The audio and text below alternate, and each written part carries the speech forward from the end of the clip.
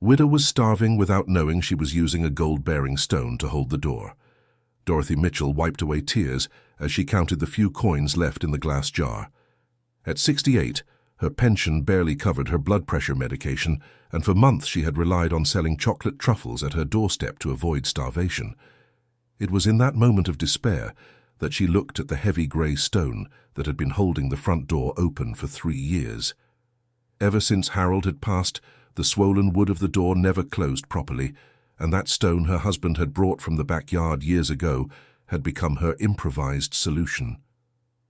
"My God, how long will I be able to endure this?" she murmured, running her hand over the stone as she leaned against the door. The worn sandals on her bare feet contrasted with the subtle shine that sometimes seemed to emerge from the stone's cracks when the late afternoon light hit it. Dorothy had never paid attention to those golden reflections dancing across the rough surface. In the house next door, Mrs. Evelyn craned her neck over the low fence, watching her neighbor with a mixture of pity and impatience. "Dorothy, for heaven's sake, accept my help. I have leftover rice and beans at my house." "I don't need charity, Evelyn. I still have my dignity," replied Dorothy, adjusting the simple blouse that was beginning to hang too loosely on her thin frame. The truth was that wounded pride kept her from accepting any favors. Harold always said they were poor, but they never asked anyone for anything. 3 years after his passing, she kept that promise, even if it meant going to bed hungry. Across the street, Sharon Williams watched the scene with envious eyes. At 55, she had always been jealous of the dignified simplicity of Dorothy and Harold. Now, seeing the widow wasting away, she felt a bitter satisfaction she couldn't disguise. "Look at her making a scene," Sharon murmured to her teenage daughter. "If she's in need, it's because she didn't know how to save money when Harold was alive." "Mom, don't talk like that. Aunt Dorothy has always been good people," the girl retorted. "Good people, good people." "Let's see how long all that goodness lasts," Sharon snarled, yanking the curtain closed. Dorothy didn't hear the malicious comments. She was busy organizing the last ingredients to make a batch of chocolate truffles. Flour, sugar, cocoa powder, all counted on her fingers, calculated to yield as much as possible. As she stirred the mixture on the old stove, she remembered how Harold loved her sweets. He always said she had blessed hands in the kitchen. If he could see her now selling the same chocolate truffles she once made out of love, his heart would surely break.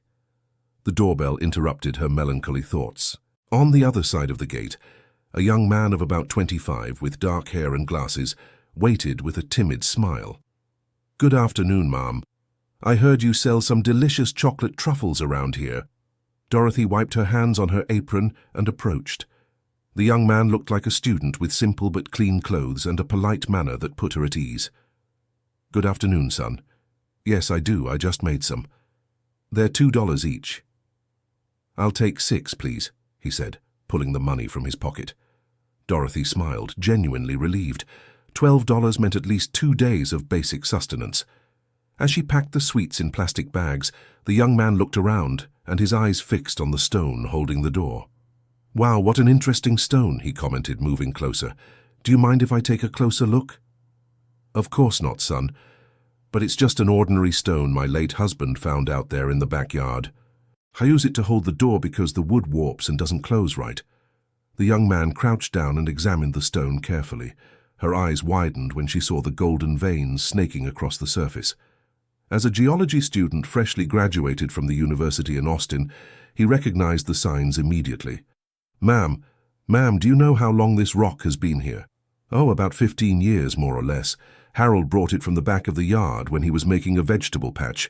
Said it was too heavy to throw away, so it's just been leaning there. After he passed, I started using it to hold the door." The heart of Kevin, that was the young man's name, raced. That was no ordinary rock. The golden veins and the density of the material suggested the presence of gold. He tried to hide his excitement. It's a very pretty rock indeed. Have you ever thought about selling it?" Dorothy laughed, a tired sound but with a remnant of humor. "Sell a rock? My boy, who would buy such a thing? If someone offered about $20 for it, I might even consider it. Money is money, right?" Kevin swallowed hard. If his suspicions were correct, that rock was worth much more than $20. Much more. I collect minerals as a hobby. I'd pay $50 for it. Dorothy stopped in the middle of closing the gate and stared at him with suspicion. $50? For a rock? Boy, are you not right in the head? No, ma'am.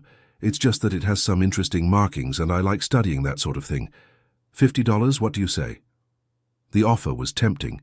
$50 represented almost a month's profit from the chocolate truffles. But something in the young man's behavior made her wary. Why would anyone pay so much for an old rock? No, thank you. The rock stays where it is. If you want more chocolate truffles, you can come back tomorrow. Kevin didn't insist so as not to raise more suspicion. He said goodbye politely and left, but his mind was racing.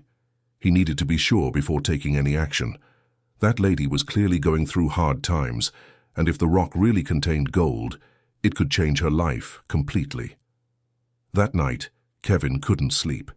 He had taken some discreet photos of the rock with his phone and was now analyzing them on his computer, comparing them with samples he had studied in college. Everything indicated he was right. The next morning, he sought out his thesis advisor, Dr. Richard Anderson, a respected mineralogist with 40 years of experience. "Professor, I need you to look at this," said Kevin, showing the photos. Dr. Richard adjusted his glasses and studied the images carefully. After a few minutes, he looked up with a serious expression. "Kevin, where did you find this?" "At an elderly lady's house. She uses it as a weight to hold a door." "Professor, is it what I'm thinking?" "If these images don't deceive me, there's a good possibility it's gold-bearing quartz. Those golden veins. I need to see it in person to be sure, but this could be a significant find." "The lady is having financial difficulties. If it really is gold, then you need to act very responsibly, my boy. I'll go with you today." Dear listener, if you're enjoying the story, please take a moment to like and especially subscribe to the channel. It helps us a lot as we're just starting out, now continuing. That same afternoon, Kevin returned to Dorothy's house, accompanied by Dr. Richard. The widow was sweeping the backyard when she saw them approaching. "Good afternoon, my boy. Back for the chocolate truffles?" "Good afternoon, Mrs. Dorothy. Actually, I brought a friend who is also interested in minerals. This is Dr. Richard, a professor at the university." Dr. Richard greeted the lady with respect. Dorothy noticed the seriousness on the two men's faces, and her suspicion grew. "What do you really want?" she asked, crossing her arms. "Ma'am, I need to be honest with you," said Dr. Richard. "I believe this stone holding your door may be of great value. I'd like to examine it more closely with your permission." "What kind of value?" "Possibly gold, ma'am." Dorothy let out a bitter laugh. "Gold? You think I was born yesterday?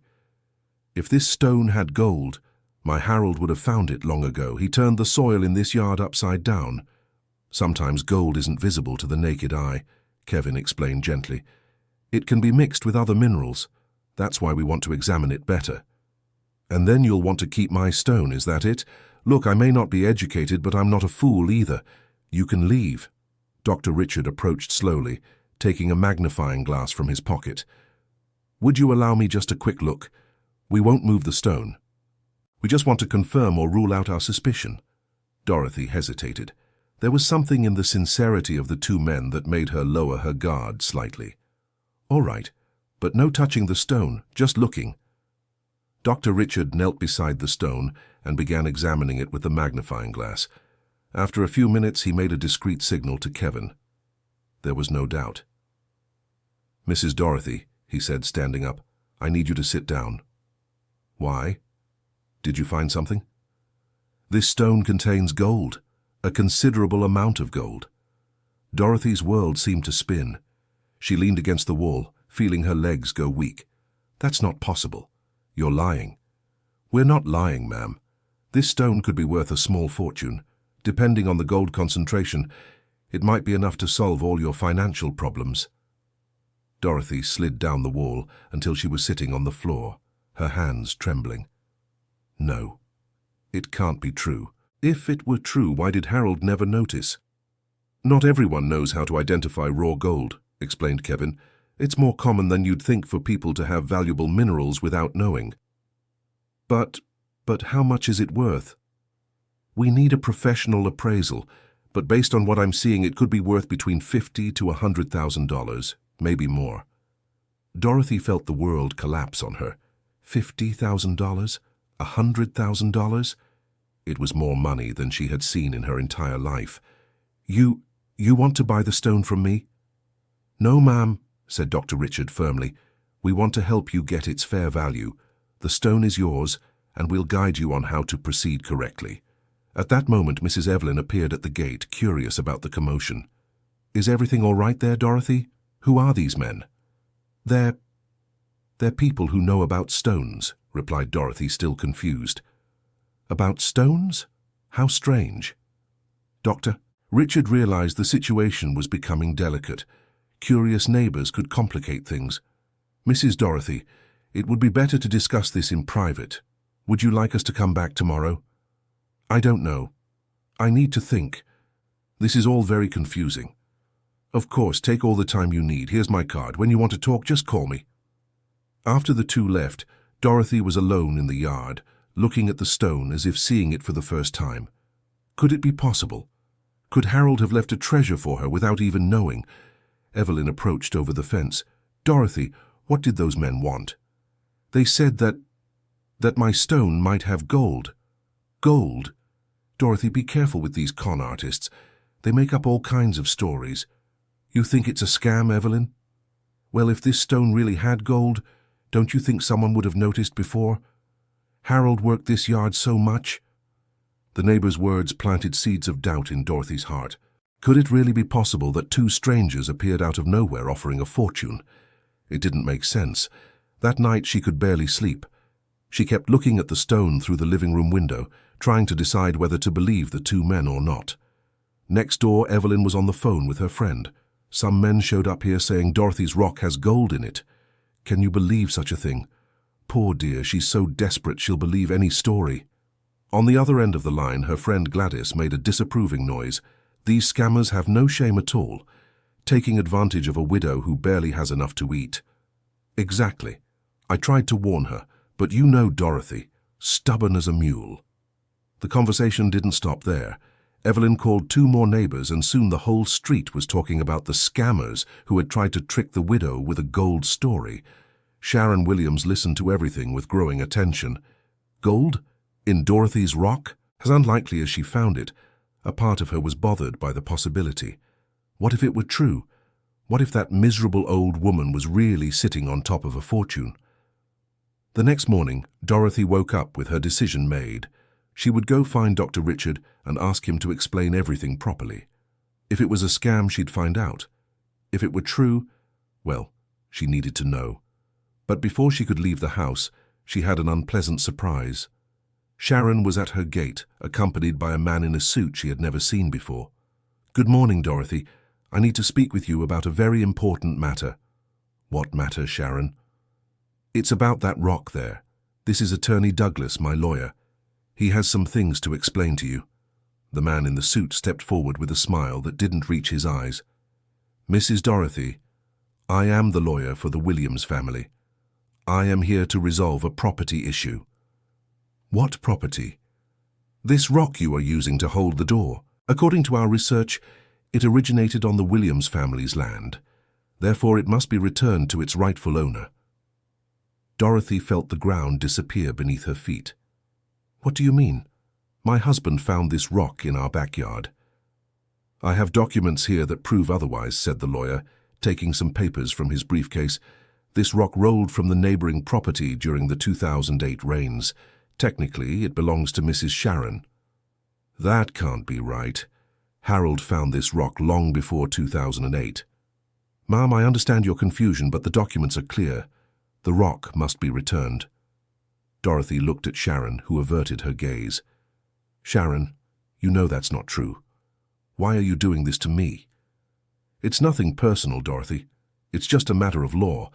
If the rock really has value, the value is mine. What value? It's just a rock. Sharon and the lawyer exchanged a meaningful look. Well, if it's just a worthless rock, then you shouldn't mind returning it, should you? said the lawyer in a condescending tone.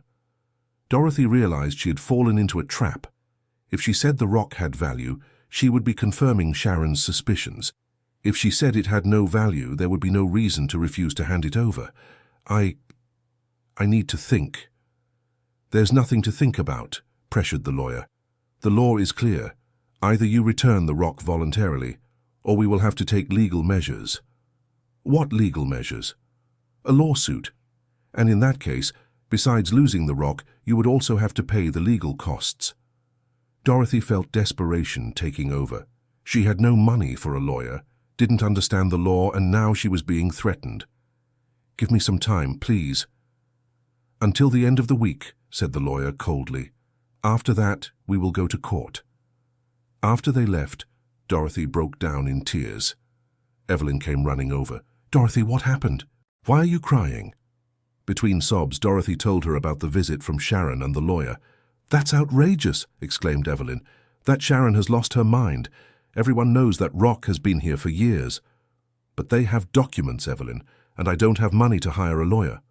Dorothy, call those men from yesterday. If they're as honest as they seemed, maybe they can help you.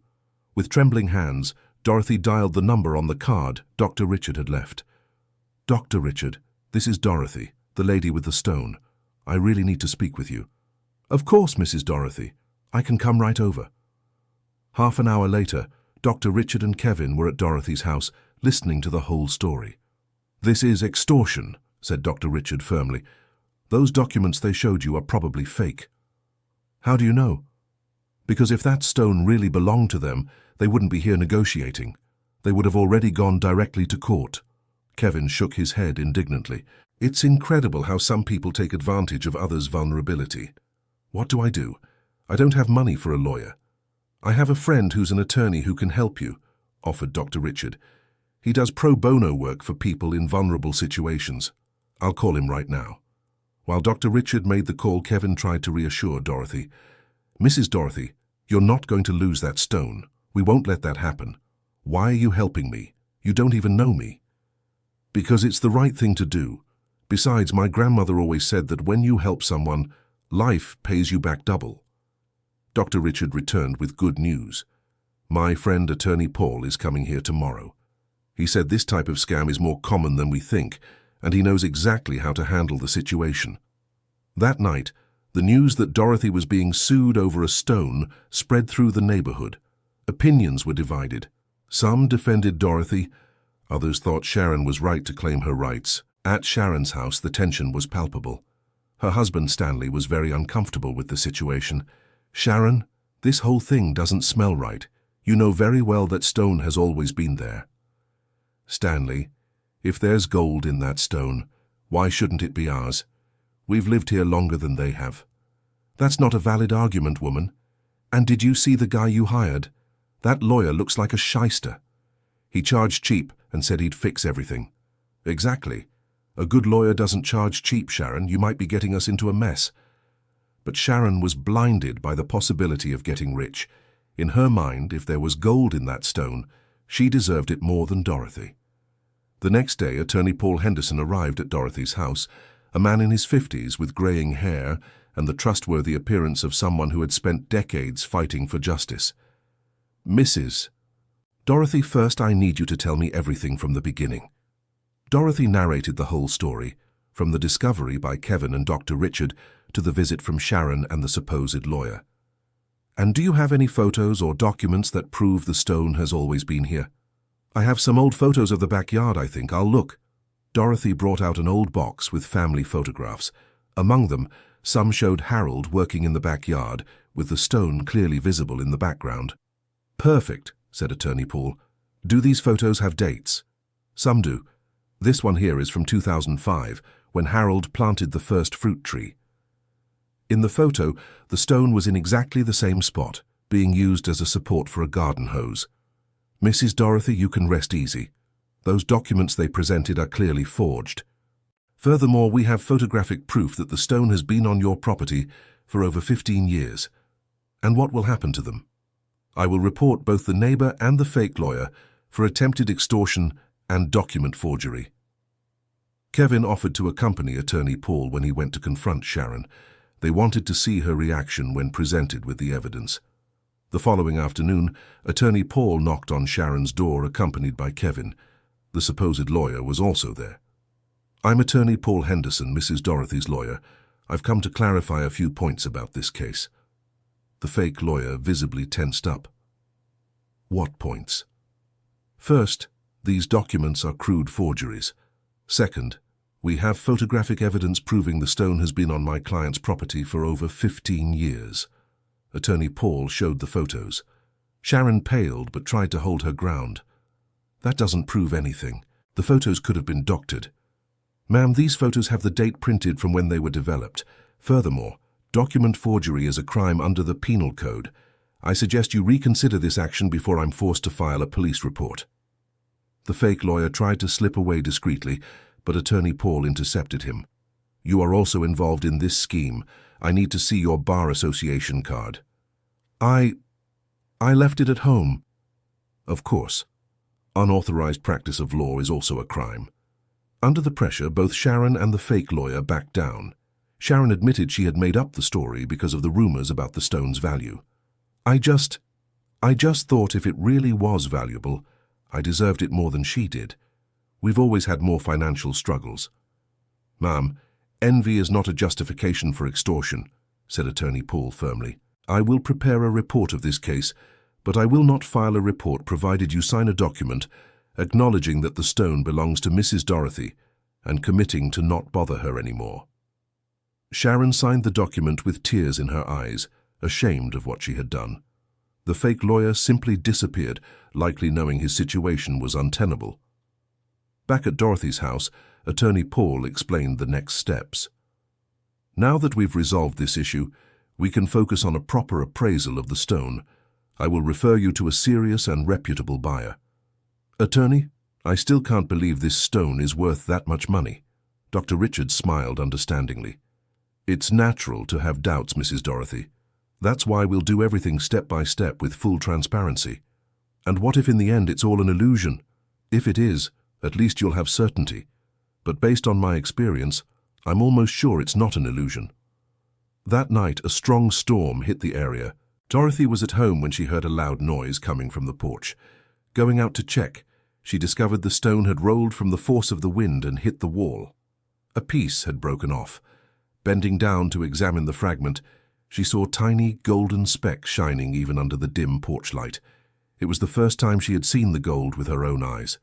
"My God," she murmured, picking up the piece with trembling hands. "Harold, you left a gift for me." She cried that night, but they were tears of relief and gratitude. For the first time in 3 years, she felt that things might get better. The next morning she called Kevin. "My son, the stone broke a bit in last night's storm.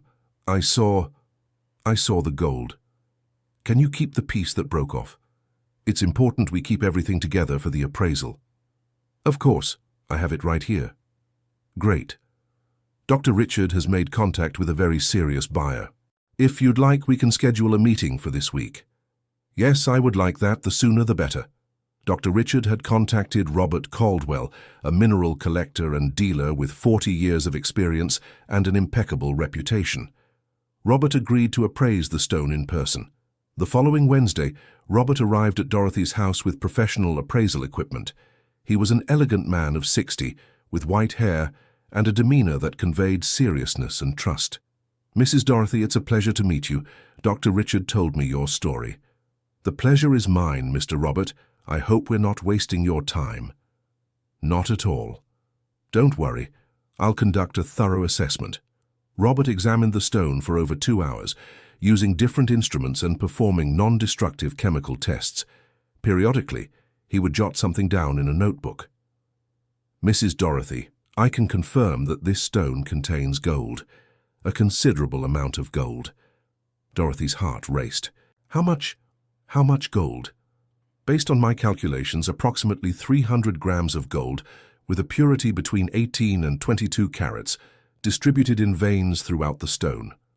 Kevin did the math quickly. With gold priced at about $300 per gram, it would be at least $90,000. Mrs. Dorothy, this represents approximately $100,000, considering the current gold price. Dorothy needed to sit down. $100,000 was an amount she had never dreamed of possessing. $100,000, Ina, for a stone. The value may vary slightly depending on the price at the time of sale, but it will be close to that, explained Robert. And you? Would you buy it for that amount? I would buy it for $85,000 in cash. It's a fair price considering the extraction and refining costs I will have. Attorney Paul intervened. Mrs. Dorothy, this is indeed a fair price. In the market, Mr. Robert is known for his honesty. I accept, but how does it work? First, we need to sort out the documentation. Do you have the deed to the house? Yes, I do. Great. We will also need some of your documents.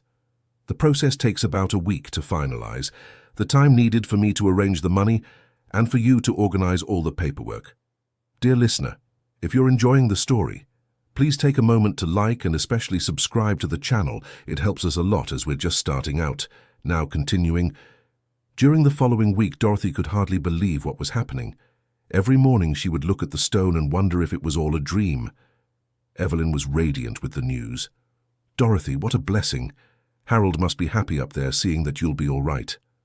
Sometimes I feel as if he left this on purpose for me, Evelyn, as if he knew I would need it. It could be, my dear. It could be. But not everything was going smoothly. Some neighbors further away began to look at her differently, some with envy, others with suspicion. Rumors spread that she had always known about the gold and pretended to be poor. A neighbor 3 houses down, Josephine, made malicious comments at the supermarket. That Dorothy fooled us all along, pretended to be in need but had a fortune buried in the yard.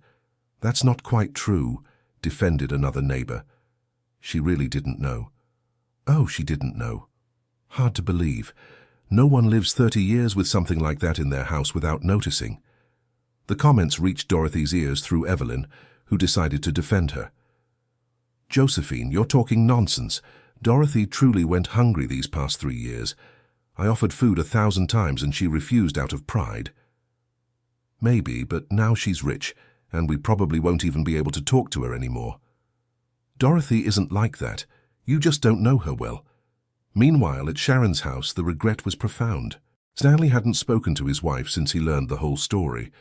Sharon, you almost destroyed an innocent person's life out of greed. I don't know how I'll be able to face the neighbors after this. I already apologized.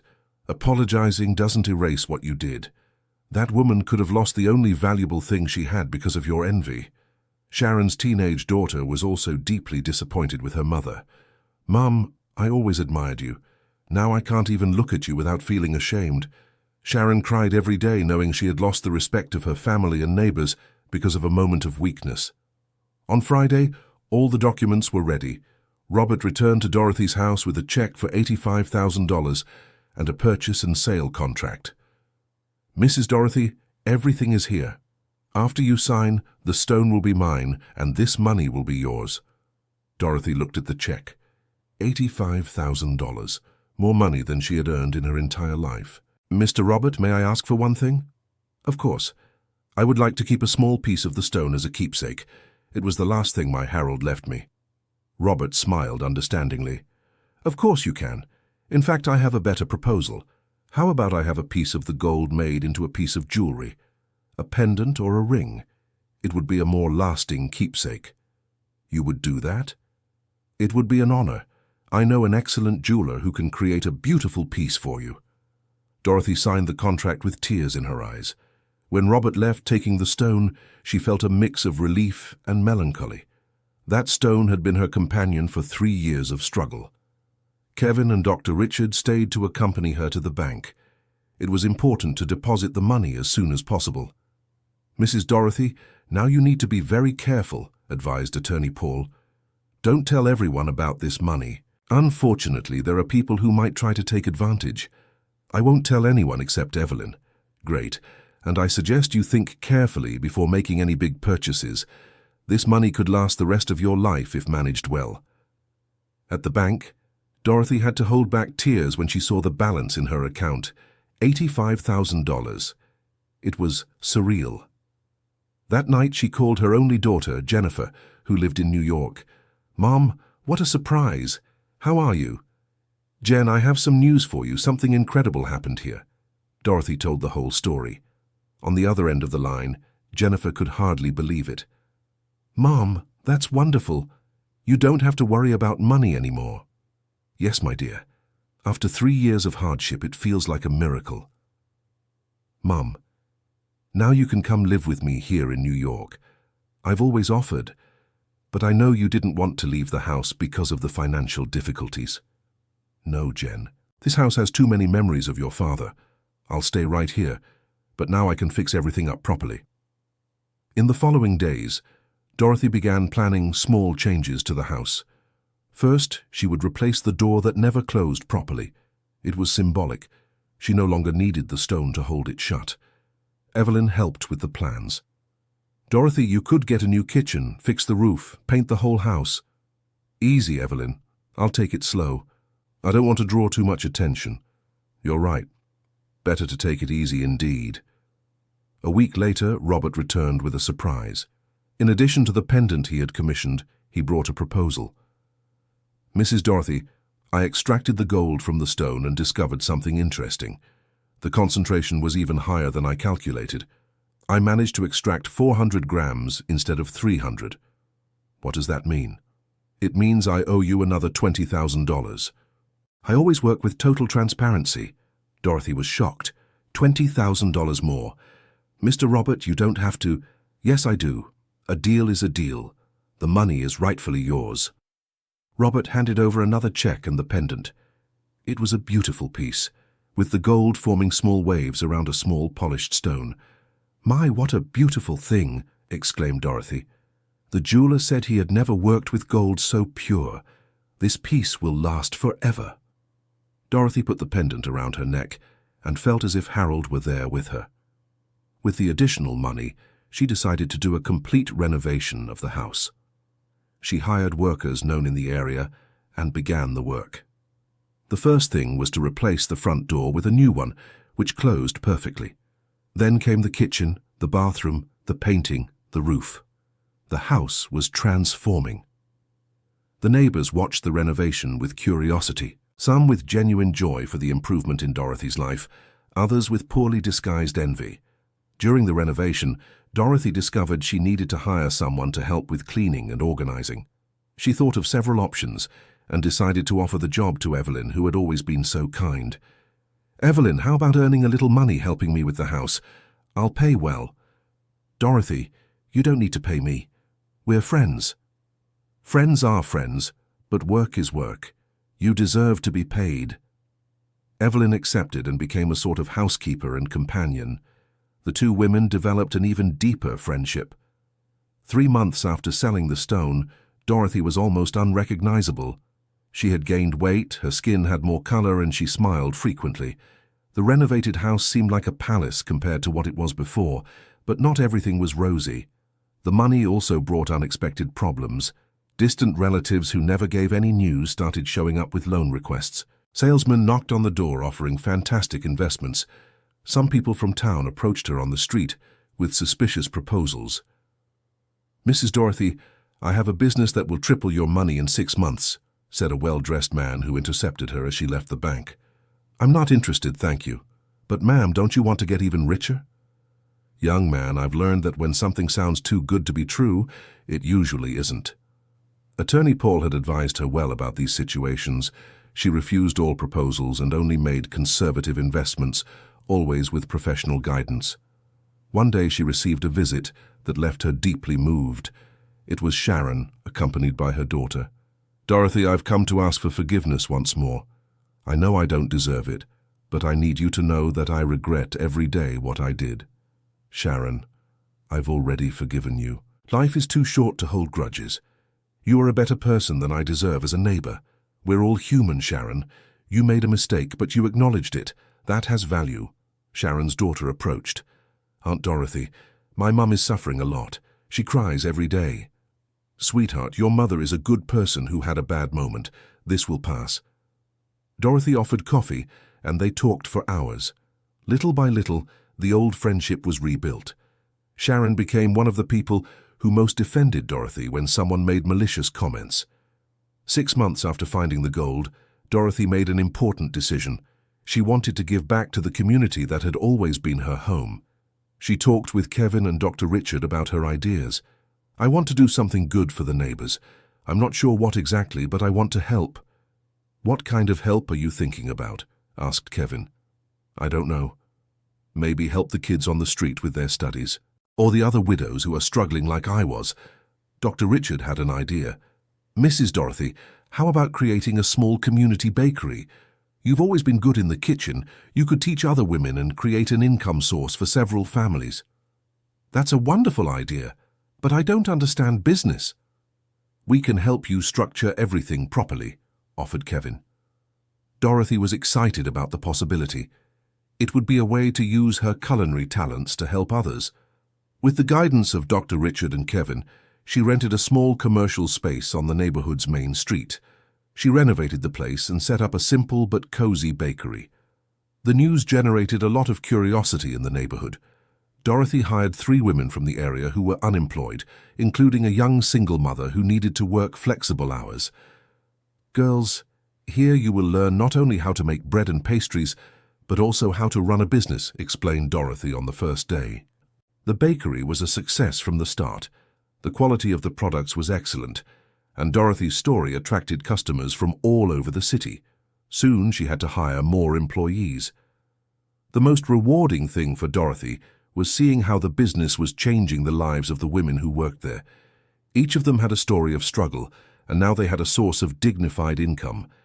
Evelyn became the bakery's manager, revealing a natural talent for administration that she didn't even know she had. "Dorothy, I never imagined I could be good at this. You gave me an opportunity that changed my life." "Evelyn, you were always smart. You just needed a chance to show it." 1 year after the discovery of the gold, Dorothy's life was completely transformed. The bakery was thriving, her house was beautiful, her health had improved, and she had become a symbol of solidarity in the community. But what moved her most was knowing she was honoring Harold's memory. He always said that true wealth was in helping other people. One day, while watching the activity in the bakery, Dorothy touched the gold pendant on her neck and murmured, "Thank you, my love. You knew exactly what you were doing when you brought that rock home." Kevin, who had become like a grandson to her, heard the comment. "Mrs. Dorothy, do you really think your Harold knew?" "I don't know, son, but I believe things happen at the right time. When I needed it most, the answer was there all along, waiting to be discovered." That's a beautiful way to see things. Life has taught me that the greatest blessings are sometimes disguised. That rock seemed like a burden, but it was actually a gift. 2 years later, the bakery had become a small company. Dorothy expanded the business by including a professional baking course for at-risk youth. The initiative caught the attention of the City Hall, which invited her to be an ambassador for a women's entrepreneurship program. Dorothy accepted, always accompanied by Evelyn. "I never thought a 70-year-old widow could become a businesswoman," she would joke during the talk she gave to other women. Dorothy's story spread beyond the city limits. A national magazine did a feature on her journey, and she received invitations to tell her story at business events. "The secret isn't money," she would say in her talks. "The secret is not to lose hope and to always be willing to accept help when it appears." Sharon had become one of the bakery's most dedicated employees. The experience of almost losing Dorothy's friendship had transformed her deeply. "Dorothy, thank you for giving me a second chance," she said on a quiet afternoon. "Sharon, we all deserve second chances. The important thing is to learn from our mistakes." I learned a lot, mainly that envy only brings suffering. 3 years after the discovery, Dorothy received a special visit. Robert Caldwell appeared at the bakery accompanied by an elegant man. "Mrs. Dorothy, I'd like to introduce you to Dr. Edward, director of the Geology Museum in the capital." "A pleasure, Mrs. Dorothy. I heard your story and was fascinated." "The pleasure is mine, Doctor, but I don't know how I can help you." "Actually, I came with a proposal. We would like to create a permanent exhibition about your story. It would be a way to inspire other people." "An exhibition about me?" "About you, about the rock, about how a discovery can transform not just one life, but an entire community." Dorothy was moved by the proposal. The exhibition would be inaugurated the following year, including a replica of the original rock, photos of her transformation, and a space dedicated to the community bakery. "Mr. Harold would be proud," commented Evelyn. "I'm sure he would. He always said our life could be an example for other people." On the eve of the exhibition opening, Dorothy was nervous. She never imagined she would become a public figure. "Mrs. Dorothy, are you worried?" asked Kevin. "A little. I've never spoken to so many important people. You'll do very well. Your story speaks for itself." The opening was an emotional event. Politicians, business people, students, and ordinary citizens came to learn the story of the widow who found gold in a stone that was holding the door. During her speech, Dorothy spoke from the heart. "Many people think this story is about finding gold, but it's not. This story is about never losing hope, about accepting help when we need it, and about using our blessings to help other people." The audience was moved by the simplicity and wisdom of her words. After the ceremony, a journalist interviewed her. "Mrs. Dorothy, if you could give one piece of advice to people going through hard times, what would it be?" "That they trust things can change. Sometimes the solution is closer than we think. And that they never be too proud to accept a helping hand." "And about the money, did it change your life a lot?" "The money brought me security, that's true. But what really changed my life was discovering that I can make a difference in other people's lives. That is the true wealth." 5 years after the discovery, Dorothy had become a national inspiration. Her bakery employed 15 women, the vocational training course had graduated over 100 young people, and her story was told in schools as an example of overcoming adversity. At 73, she maintained her usual energy and enthusiasm. Every morning she arrived early at the bakery to help with service and chat with the customers. One morning a young mother approached her with teary eyes. "Mrs. Dorothy, I want to thank you. My daughter took the baking course here and got a job at a large bakery in the capital. Our life has completely changed." "That's wonderful, my dear. That's what we're here for. You are an angel." "I'm no angel at all. I'm just a woman who got lucky and decided to share that luck with others." That afternoon, Dorothy was on her porch watching the street activity when Evelyn approached. "Dorothy, have you ever thought about what your life would be like if you hadn't found that stone?" "I think about it sometimes. I'd probably still be selling chocolate truffles at my doorstep, struggling to get by." "And do you regret anything in this whole story?" Dorothy thought for a few moments. "I regret taking so long to trust Kevin and Dr. Richard. If it weren't for pride, I might have found out sooner. But it happened at the right time, didn't it?" "Yes, it did. At the exact moment I needed it most." 6 years later, the bakery had become a franchise with 3 locations in the region. Dorothy had created a foundation to help widows in vulnerable situations, offering not only financial assistance but also vocational training. Kevin had gotten married and invited Dorothy to be the godmother of the wedding. During the ceremony, she was moved to see him happy beside his wife.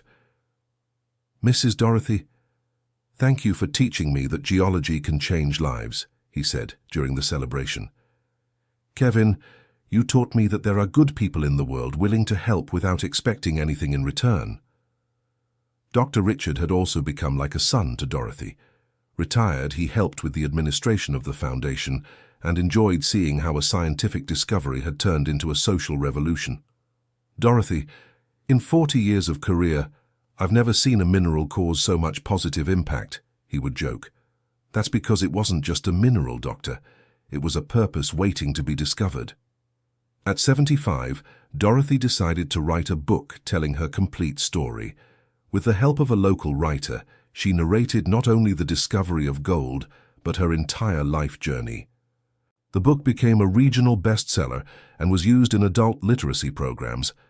Dorothy's simple and direct language touched people of all ages. During the book launch, she reconnected with people who had marked her journey. Sharon was there, proud of the friend she had become. "Dorothy, reading your book reminded me of how many lessons I learned from you." "And I learned from your mistakes, Sharon. We are all teachers and students at the same time." Robert Caldwell also attended the launch, bringing a surprise. He had found more gold-bearing stones in the region and wanted Dorothy to coordinate a local development project. Mrs. Dorothy, we discovered that your property is in an area with mineral potential. With your experience in turning discoveries into community benefits, we would like you to lead a larger project. Robert, at my 75 years? Age brought wisdom, not limitations. You are the ideal person for this. Dorothy accepted the challenge. The project planned the creation of a geological studies center that would offer jobs for newly graduated geologists and training for the local community. The initiative attracted investors from across the state. In 2 years, the small neighborhood where Dorothy had always lived had become a hub of sustainable development. Who would have thought that little stone would generate so much good, commented Evelyn, now the operational director of the foundation. It's just that one good thing leads to another, Evelyn. It's like a chain reaction of kindness. At 77, Dorothy was honored by the city as an honorary citizen. During the ceremony, the mayor highlighted how a single discovery had transformed the economy and well-being of the entire region. Mrs. Dorothy represents the best of the human spirit, the ability to turn opportunities into collective benefits, he said in his speech. In her thank you speech, Dorothy was moving. When I was hungry, looking at that stone without knowing its value, I never imagined it would be the beginning of such a beautiful story. I learned that life's greatest riches are not those we keep only for ourselves, but those we share with those in need. Dear listener, if you are enjoying the story, please take a moment to like and especially subscribe to the channel. It helps us a lot as we are just starting out. Now, continuing. 8 years after the discovery, Dorothy received an invitation to participate in a documentary about social transformation through scientific discoveries. Film crews from various parts of the country came to record her story. Mrs. Dorothy, what was the most memorable moment of this journey? Asked the documentary director. It wasn't when I discovered the gold. It was when I realized I could use that discovery to help other people. That was the moment I felt truly rich. The documentary aired nationally, and Dorothy received thousands of letters from people inspired by her story. Many were from elderly women who had found the courage to start over after family losses. One letter in particular moved her deeply.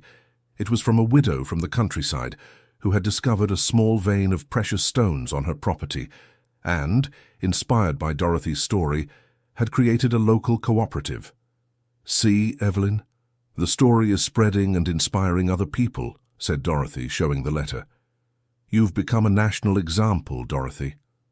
Not me. The story became an example. I'm just the instrument. At 78, Dorothy was invited to give a lecture at the university where Kevin had studied. The auditorium was packed with students of geology, economics, and social work. You will leave here and use your knowledge to change the world, she told the students. Remember that science without humanity is useless. Use what you've learned to help those in need. A student raised his hand. Mrs. Dorothy, do you think you could have accomplished all this if you hadn't found the gold? Probably not in the same way. But I believe that when we have the will to help, we always find a way. The gold was my tool, but the desire to do good was already inside me. After the talk, Kevin approached with teary eyes. Mrs. Dorothy, thank you for teaching me that geology is about so much more than rocks and minerals. Kevin, you taught me that there are people willing to use knowledge to do good. We make a good team, don't we?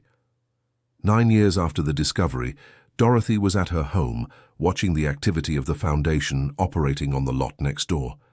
Dozens of people worked daily on projects that benefited thousands of families in the region. Evelyn, now with completely white hair, approached with a cup of coffee. Dorothy, do you remember what our life was like 9 years ago? I do. Me going hungry, you worried about me, that heavy rock holding the door, and who would have thought it would all turn into this? Sometimes I still can't believe it, Evelyn. At that moment, a girl of about 10 came running up. Grandma Dorothy! Grandma Dorothy! Shouted the child. It was Emily, the daughter of one of the bakery employees. The girl had adopted Dorothy as her honorary grandmother. Hi, sweetie. How was school today? Great. The teacher talked about you in history class. She said you're an example of how one person can change an entire community. Oh, the teacher is exaggerating. She's not. My mum always says our life changed after you opened the bakery. Dorothy hugged the girl affectionately. In moments like these, she felt her entire journey had been worth it.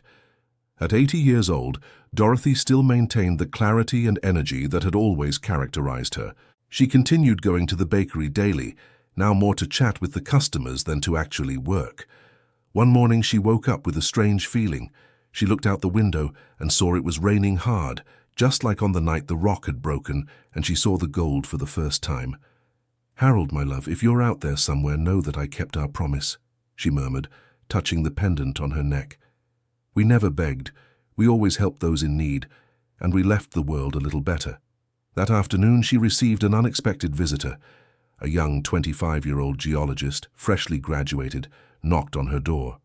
"Mrs. Dorothy, I'm Daniel, a geology student. I came here because I want to follow in your footsteps." "My footsteps? How do you mean, son?" "I want to use my knowledge to help underprivileged people discover if they have valuable minerals on their properties. I saw how you made it work."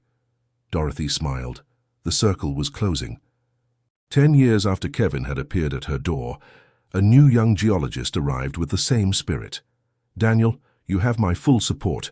I'll introduce you to the right people for you to start your work." "Thank you, Mrs. Dorothy. You are my inspiration."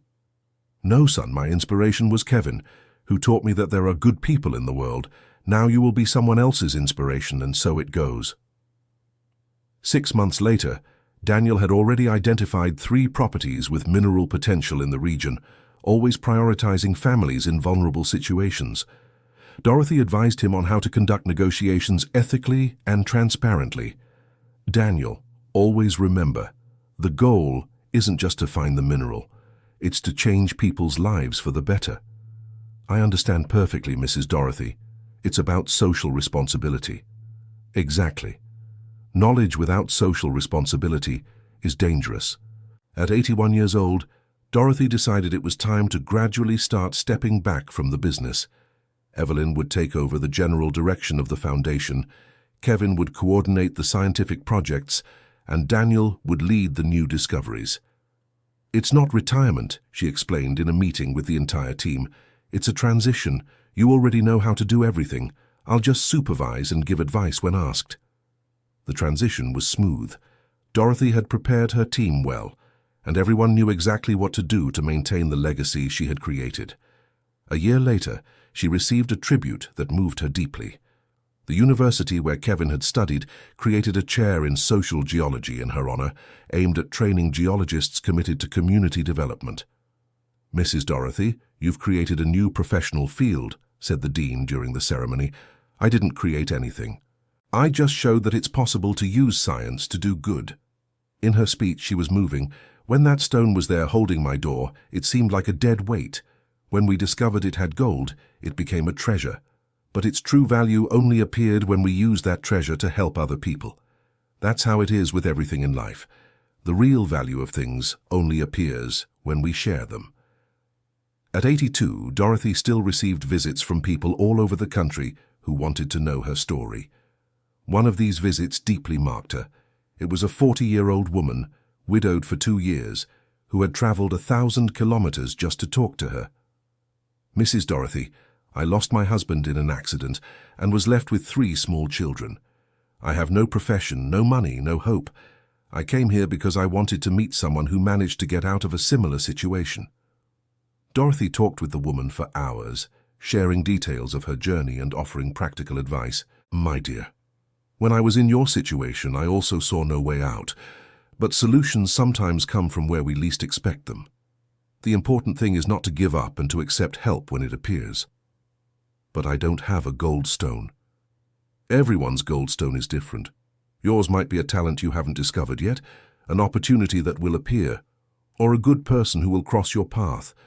The secret is to be prepared to recognize when that stone appears." The woman cried and thanked her.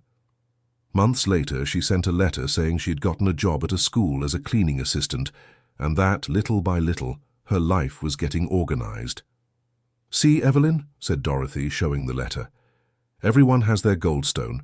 Sometimes they just need a little nudge to find it." At 83, Dorothy was on the porch when she saw a scene that made her smile. Emily, now 15, was explaining to younger children the story of the stone that held the door. And then Grandma Dorothy discovered the stone had gold and became rich. But the most important thing is that she used the money to help everyone, the girl recounted. Aunt Emily, was the stone magic? Asked a child. It wasn't magic, no. It was special because it had gold inside. But Grandma Dorothy always says the real treasure wasn't the gold. It was the opportunity to help people. Dorothy was moved to see how her story was being passed on to a new generation. Harold, our story will continue through these children, she murmured, touching the pendant. That night, she had a vivid dream. She was 68 again, counting the coins from the jar, when Harold appeared by her side. Dorothy, you did it. Did what, my love? You turned our pain into strength to help others. That's what I wanted when I brought that stone home. Did you know it had gold? I knew it had something special. But I didn't know the special part was the hands that would use that gold to do good. Dorothy woke up with a peaceful heart. For the first time in 15 years, she felt she had completely fulfilled her mission. At 84 years old, on a sunny Saturday morning, Dorothy was at the bakery helping Evelyn with the rush when she felt a sharp pain in her chest. Evelyn immediately took her to the hospital. Dorothy, you scared me, said Evelyn, as they waited for the doctor. Evelyn, if anything happens to me, you know what to do, right? Don't talk nonsense. You're going to be fine. I will be fine, but I want you to know that I am at peace. I did everything I could do. The doctor arrived with good news. It was just a scare, but he recommended she slow down her activities even more. Mrs. Dorothy, you have the health of someone 70 years old, but you need to take better care of yourself. Doctor, at 84, each day is a blessing. I'll do what you say. Back home, she gathered the entire foundation team. Everyone, the doctor said I need to rest more. It's time for you to take full control. You are prepared. Mrs. Dorothy, we will always need your advice, said Kevin, and I will always be here to give it. But now it's your turn to lead. 2 years later, at 86, Dorothy was sitting on the porch watching the Foundation's activity when Daniel approached with exciting news. Mrs. Dorothy, we just discovered a new region with mineral potential. 3 families can benefit. How wonderful, Daniel. And do you already know how to handle the process? Yes, we do. We're going to do exactly as you taught us. Then you don't need me for anything. We will always need your blessing, Mrs. Dorothy. You always have my blessing, and you have my pride too. That afternoon, Dorothy was organizing her memories when she found the first photo Kevin had taken of the stone with his cell phone. It was impressive how that simple image had been the start of such a big transformation. Evelyn, come see this, she called. What is it? The first photo of our stone, do you remember that day? How could I forget? You were suspicious of Kevin, thinking it was a scam. And I was right to be suspicious. It's always good to be cautious. But you knew to recognize when they proved they were honest. That's right, Evelyn, caution and discernment. Those are the keys. At 87, Dorothy received a visit that made her deeply happy. It was her daughter Jennifer, who had moved from New York to be closer to her mother. Mom, I can't stand being away from you anymore. I want to spend your last years by your side. Jennifer, what happiness to have you here. Mom, I always knew you were special. But to see everything you managed to do, I'm so proud to be your daughter. Jen, everything I did was possible because your father taught me to never give up and because good people appeared in my path. Jennifer settled in a nearby house and began helping with the Foundation's administration. Her daughter's presence brought a new joy to Dorothy's days. At 88, on a quiet afternoon, Dorothy was in the backyard looking at the spot where the stone had been found. Harold had planted a tree there that was now majestic, offering generous shade. Harold, look what our little backyard became, she murmured. Who would have thought it would generate so much good? Evelyn approached with a cup of tea. Dorothy, what are you thinking about? I was thinking about how funny life is. That heavy stone that was in the way became the key to everything. Do you think if you hadn't found the stone, you would have been happy anyway? I think so, Evelyn. Happiness doesn't come from what we have, but from what we do with what we have. The stone just gave me more tools to do what I already wanted to do. Help people. You are wise, Dorothy. I'm not wise, no. I'm just old, and I paid attention to the lessons life gave me. That night, Dorothy had another dream with Harold. They were young again, planting the tree in the backyard. Harold, why did you choose to plant it right there in the spot where the stone was? Because I knew that one day you would need shade to rest after so much work. You always thought of everything, didn't you? I still do, my love. I think of you, I think of our story, I think of all the people you have helped. Are you proud? I am proud and grateful. Grateful to have chosen to share my life with such a special woman. Dorothy woke up with tears in her eyes, but they were tears of gratitude. At 89 years old, on the 15th anniversary of the discovery of the stone, the city organized a big party in honor of Dorothy. Thousands of people came to thank her for everything she had done. Mrs. Dorothy, you transformed our city, said the mayor during the event. I didn't transform anything. The community transformed itself. I just planted some seeds. And what beautiful seeds. Today we have one of the best social support networks in the state. It all started with your initiative. During the party, Dorothy was introduced to dozens of people whose lives had been impacted by her projects. Each story moved her more. Mrs. Dorothy, my son graduated as a geologist and now works helping river communities, a lady shared. What joy! Another young person using science to do good. Yes, he always says he was inspired by your story. At the end of the party, Dorothy gave a speech that moved everyone. 15 years ago, I was a poor widow who used a stone to hold the door. Today, I am an 89-year-old woman who discovered that true wealth lies in sharing what we have with those in need. If my story inspired you, then my mission is complete. The audience rose in a standing ovation that lasted several minutes. Dorothy cried with emotion. 6 months later, on a quiet Sunday morning, Dorothy woke up with a different feeling. She was more tired than usual, but her spirit was completely at peace. Evelyn, she called, I think the time has come to truly rest. Dorothy, are you feeling unwell? I'm not unwell, no. I am complete. I feel I've done everything I had to do in this life. Evelyn got worried and wanted to call the doctor, but Dorothy reassured her. No need for a doctor, Evelyn. I just need you to promise me one thing. What is it? That you will continue to take care of everything here with the same affection you always have. Dorothy, you know I will. And that you will tell our story to your grandchildren so they never forget that small actions can generate great transformations. Don't worry, my friend. Our story will be passed down from generation to generation. That afternoon, Dorothy asked for the whole Foundation family to gather. Evelyn, Kevin, Daniel, Jennifer, and the main project leaders. Everyone, I want to thank you for everything we've done together. You turned an old woman's dream into reality. Mrs. Dorothy, you are the one who realized the dream of hundreds of families, said Kevin. Kevin, you were the angel who appeared at my door when I needed it most. I will never forget your honesty. Daniel, you will continue Kevin's work, always remembering that science without heart is useless. Evelyn, you were more than a friend. You were a sister, a partner, a confidant. Thank you for believing in me when even I didn't believe. Jennifer, my dear daughter, thank you for coming back close to me. Having you here completed my happiness. Everyone was crying, feeling that this was a special farewell. On the evening of that same date, Dorothy lay in her bed and looked out the window toward the backyard where it had all begun. The tree Harold had planted swayed gently in the night breeze. Harold, my love, I think our mission here is complete, she murmured. We used the gift you left me well. She touched the gold pendant on her neck one last time.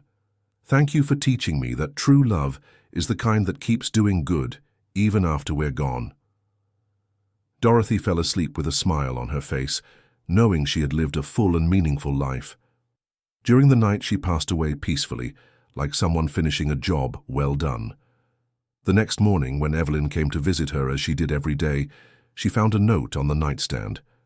My dear Evelyn, by the time you read this, I'll already be with Harold. Don't be sad. I lived much more than I deserved and did much more than I dreamed. Take care of everything with the same love you've always had. The stone fulfilled its destiny. Now it's your turn to write the next part of the story. Love, Dorothy. Dorothy's wake was the largest the town had ever seen. People from all neighboring states came to say goodbye to the woman who had shown that it's never too late to start over and that true wealth lies in doing good. During the ceremony, Kevin gave a moving speech. Mrs. Dorothy taught us that sometimes the solution to our problems is right in front of us, waiting to be discovered. She taught us that knowledge without generosity has no value. But most of all, she taught us that a single person, moved by love for others, can transform an entire community. Daniel continued, Mrs. Dorothy is gone, but her legacy is eternal. Every family we help, every young person we empower, every problem we solve is a way to honor her memory. Evelyn, through tears, concluded, Dorothy always said she wasn't special, that she was just an ordinary woman who got lucky. But we know the truth. She was special indeed. Special in her capacity to love, to forgive, to turn obstacles into opportunities. She found gold in a stone, but the real gold was her heart. Dorothy was buried next to Harold in the town cemetery. On the grave, a simple headstone was placed with the inscription, Here rests Dorothy Mitchell, found gold in a stone and turned a discovery into hope for hundreds of families. In the months following Dorothy's passing, her projects continued to grow. The foundation was renamed the Dorothy Mitchell Foundation and began serving not only the local region, but communities across the entire state. The social geology program created at the university expanded and began training specialists in community development through mineral discoveries. The methodology created by Dorothy and her team became a national model. Daniel married a young social worker he met during a foundation project. At the ceremony, he made sure to honor Dorothy. Mrs. Dorothy always said that true love is the kind that grows when it is shared. Today I understand what she meant. Kevin was promoted to director of the Geological Studies Center and continued mentoring young researchers, always keeping Dorothy's teachings in mind. Evelyn, at 80 years old, still ran the foundation with energy and wisdom. Jennifer helped her and was already preparing the next generation of leaders to continue the work. 1 year after Dorothy's passing, the town inaugurated a memorial in her honor. It was a plaza where a replica of the original stone was placed, with a plaque telling the whole story.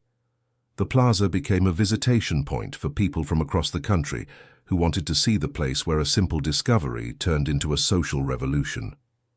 On the day of the memorial's inauguration, Emily, now an 18-year-old young woman about to enter university to study social work, gave a speech that moved everyone.